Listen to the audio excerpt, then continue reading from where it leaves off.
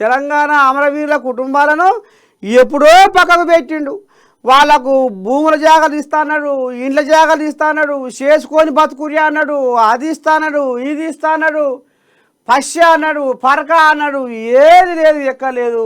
పాపం తెలంగాణ కోసం పోరాడిన, తెలంగాణ కోసము అమరవీరులైన ఎవరైతే విద్యార్థి ఉద్యమ నాయకులు పాపం బలిదానం చేసుకున్నారో ఈ తెలంగాణ కోసము తమ ప్రాణాన్ని, వాళ్ళు ఇవాళ మరి పైలోకాన ఉండి పాపము అంతా కనిపెడుతూనే ఉన్నారు.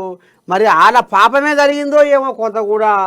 ఈ జాతిపిత ఎవరైతే ఇప్పుడు హరీష్ రావయ్య సంకలు గుద్దుకుంటుండో మా మామ జాతిపిత అని, ఒక్క అమరవీరునికి కూడా సంపూర్ణమైన న్యాయం చేయలేకపోయిండు ఈ జాతిపిత. ఇగో ఈయన ఇప్పుడు హరీశమయ్య నోట్లకెళ్ళి రామసక్కని రాగం తీసుకుంటా జాతిపిత, తెలంగాణ జాతిపిత ఇగో ఈ సొక్కం పూస అని చెప్తున్నారు. అమరవీరుల కుటుంబాలు అబ్బా వాళ్ళ బాధ వర్ణనాతీతం, చెప్పుకోలేని బాధ. ఇవాళ షెట్టంతా కొడుకు, ఇంటిలో ఉన్న ఆ షెట్టంతా కొడుకు నేల కొరిగిపోతే ఆ తల్లి బాధ ఎట్లా ఉంటుంది, ఆ కుటుంబ సభ్యుల బాధ ఏ రకంగా ఉంటుంది అనేది తెలియదా? మరి తెలంగాణ ఈయన ఒకడే గుంజుకొచ్చిండా, దాంట్లో ఈయన కూడా తెలంగాణ కోసము అందరితో పాటుగా ఈయన కూడా తల్లాడిండని చెప్పుకోవచ్చు. అంటే నువ్వు తెలంగాణ ఉద్యమంలో పాల్గొనలేదు అంటలేదు.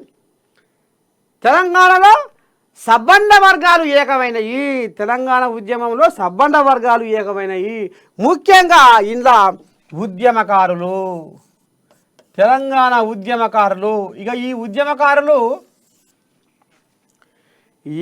ఏదైనా సరే, మా భార్య ఏమన్నా సరే, మా అయ్య అమ్మ ఎన్ని తిట్టినా సరే,